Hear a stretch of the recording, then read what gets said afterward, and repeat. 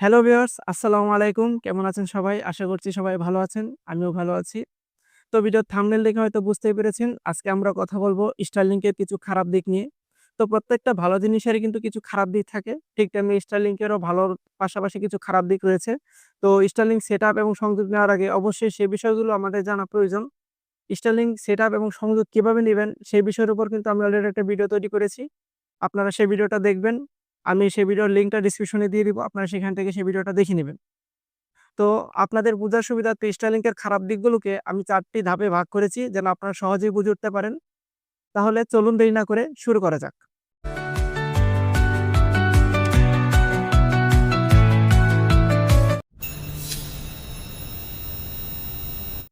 Starlink সংযোগের কথা চিন্তা করলে ১ম এ আপনার মাথায় যেটা আসবে যে Starlink সংযোগের জন্য আপনাকে এককালীন ৪৫ থেকে ৫০,০০০ টাকা প্রদান করতে হবে।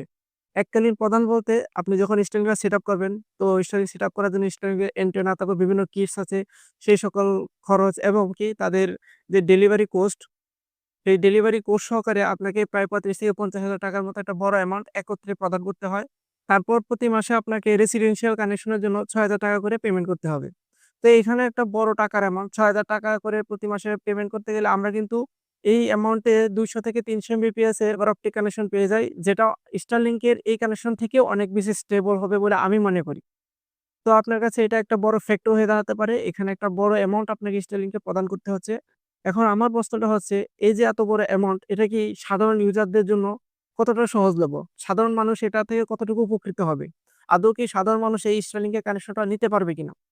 তো আমার কাছে মনে হচ্ছে এখানে এই অ্যামাউন্টের পরিমাণটা যদি আরো কিছু কম হতো, তাহলে হয়তো সাধারণ মানুষ সহজে Starlink এর অ্যাক্সেস নিতে পারত। যেটা আমাদের জন্য বা আমাদের দেশের প্রেক্ষিতে অনেক বেশি ফলপ্রসূ হতো। এ বিষয়ে আপনার কি মতামত সেটা অবশ্যই কমেন্টে লিখে জানাবেন। ওয়েল, এতক্ষণ তো শুনলেন Starlink এর সংযোগের খরচের কথা। এখন Starlink এর আরো একটি বড় খারাপ দিক হচ্ছে আবহাওয়া। হ্যাঁ, ঠিকই শুনেছেন। Starlink সংযোগের ক্ষেত্রে আবহাওয়া একটা অনেক বড় ফ্যাক্টর। আমরা সকলেই জানি Starlink স্যাটেলাইট সিগন্যালের মাধ্যমে আপনাকে সংযোগ সেবা প্রদান করবে। আর স্যাটেলাইট সিগন্যাল অনেকটা বৃষ্টির উপর নির্ভরশীল। কিভাবে বৃষ্টির উপর নির্ভরশীল? আকাশে যখন ঘন মেঘ জমে বা ভারী বৃষ্টিপাত হয়, তখন কিন্তু সিগন্যালগুলো ব্লক হয়ে যায় বা দুর্বল হয়ে যায়। এটাকে বলা হয় রেইন ফেড ইফেক্ট। এই রেইন ফেড ইফেক্টের কারণে সিগন্যালগুলো ব্লক বা দুর্বল হয়ে যাবে এবং সেটা আপনার দৈনন্দিন ব্যবহারের ক্ষেত্রে খারাপ প্রভাব ফেলবে। আর যেহেতু আমাদের দেশে ৫ থেকে ৬ মাস বর্ষাকাল থাকে, ভারী বৃষ্টিপাত হয়, ঘন, ঘন মেঘ জমে। সেক্ষেত্রে এ ধরনের সমস্যার সম্মুখীন আপনি কিন্তু হতেও পারেন। তো এই বিষয়টা কিন্তু আপনাকে অবশ্যই মাথায় রাখতে হবে। এখন চলুন জেনে নেই ইন্টারনেট ব্যবহার করে একটা বড় গোষ্ঠী, সেটা হচ্ছে যারা গেমার এবং কি যারা স্ট্রিমার। হ্যাঁ, গেমার এবং স্ট্রিমারের সংখ্যা কিন্তু ব্রাউজিং যারা করে তাদের তুলনায় অনেক বেশি। আর গেমিং এর ক্ষেত্রে যদি চিন্তা করি Starlink এর কথা, যেহেতু আমরা জানি Starlink স্যাটেলাইটের মাধ্যমে সেবা প্রদান করে এবং Starlink এর স্যাটেলাইট গুলো লো আর্থ অরবিটে থাকা সত্ত্বেও এখানে কিন্তু সিগন্যাল আদান-প্রদানের ক্ষেত্রে কিছুটা লেটেন্সি রয়েছে। সেটা ২০ থেকে ৩০ মিলিসেকেন্ড Starlink দাবি করছে। কিন্তু যদি অ্যাকচুয়ালি চিন্তা করা হয় সেটা ৩০ থেকে ৫০ মিলিসেকেন্ড হবে।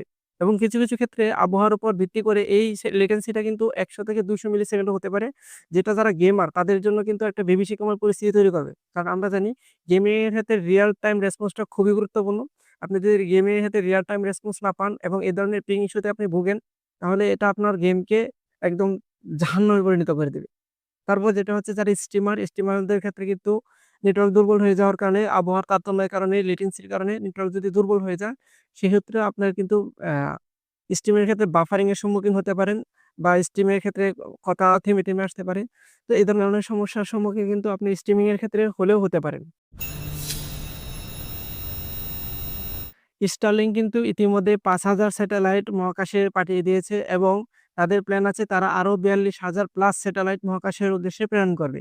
তো এতগুলো স্যাটেলাইট যখন মহাকাশে ঘুরবে, তখন কিন্তু একজন স্পেস ট্রাফিক তৈরি হবে। আর এই স্পেস ট্রাফিক তৈরি হওয়ার কারণে কিন্তু একটা স্যাটেলাইটের সাথে আরেকটা স্যাটেলাইটের সংঘর্ষ হওয়ার সম্ভাবনা খুবই বেড়ে যাবে। আর যদি একটা স্যাটেলাইটের সাথে আরেকটা স্যাটেলাইট সংঘর্ষ হয়, তাহলে হাজার, হাজার ডিগ্রি অর্থাৎ স্যাটেলাইটের টুকরা তৈরি হবে। আর এগুলো কিন্তু ভবিষ্যতে স্পেস মিশন যেমন চাঁদ বা মঙ্গল যাত্রার ক্ষেত্রে বাধা হিসেবে দাঁড়াতে পারে। এগুলি স্পেস পলিউশন তৈরি করবে। আর চাঁদ বা মঙ্গল যাত্রার ক্ষেত্রে বড় ধরনের বাধা হয়ে দাঁড়াতে পারে। অলরেডি নাসা এবং ইএসএ কিন্তু এই বিষয়ে Starlink-কে সতর্ক দিয়েছে। তারা Starlink-কে অফিসিয়ালি কিন্তু মেসেজও দিয়েছে। তো এগুলো কিন্তু আমাদের ভবিষ্যৎ প্রজন্মের কথা চিন্তা করলে এটা একটা বড় ধরনের সমস্যা হয়ে দাঁড়াতে পারে। তো গাইস, স্টারলিংকের অনেক ভালো দিক রয়েছে। এই ভালো দিকের পাশাপাশি এগুলোই ছিল স্টারলিংকের কিছু খারাপ দিক। আমি আপনাদেরকে সহজে বোঝানোর চেষ্টা করেছি।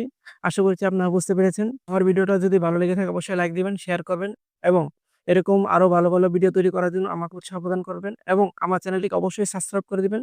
আপনার একটি সাবস্ক্রাইব আমাকে আগামীতে আরো ভালো ভিডিও তৈরি করার প্রেরণা প্রদান করে। ধন্যবাদ।